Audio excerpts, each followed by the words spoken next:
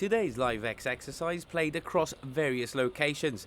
It brought together our emergency services, the purpose to test Gibraltar's anti-terrorist response, as well as a multi-agency approach to a crisis. We need to be ready when we look at Gibraltar and the civil contingency that we need to make. We need to be able to preempt scenarios to make sure that we're all tested and ready for them should they occur. Hopefully they don't, but if they do, we need to be ready. The exercise consisted of 4 simulations, each designed to be as realistic as possible. We're here in the scene of an explosion at the Special Olympics Hall. The agencies have arrived, they don't know exactly what to expect. Calls come through that there's been an explosion, a number of casualties, a number of people have been evacuated on the back to the master point.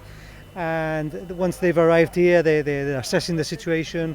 The police have already been given a bit of extra information, and it's all going through now that it's been a terrorist attack and there's a number of terrorists at large in Gibraltar.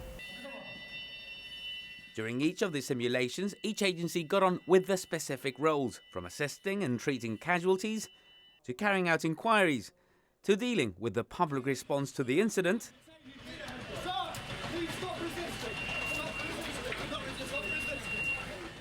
and to the more technical. Although designed to be as true to life as possible, there were instances today when real life did get in the way of the exercise. So the scenarios being played out today are being kept as true to life as possible, but 2 of the scenarios we've already witnessed this morning have been delayed or suffered a number of setbacks, in particular because of police staffing. Police is upset from this scenario, meaning traffic is accumulating with no police officer in place to direct or divert traffic. Similarly, police were called to deal with a real-life situation in town during the controlled explosion scenario at Little Bay.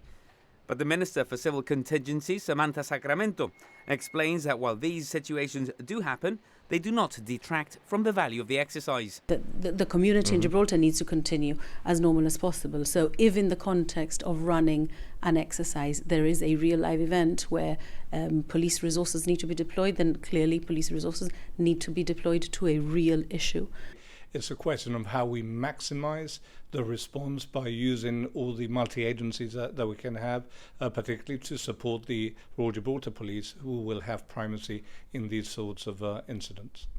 But despite the evident challenges presented today, co-chair of the LiveX coordinating group and Assistant Commissioner of Police, Cathal Yates, limited himself to focusing on the positives of the day.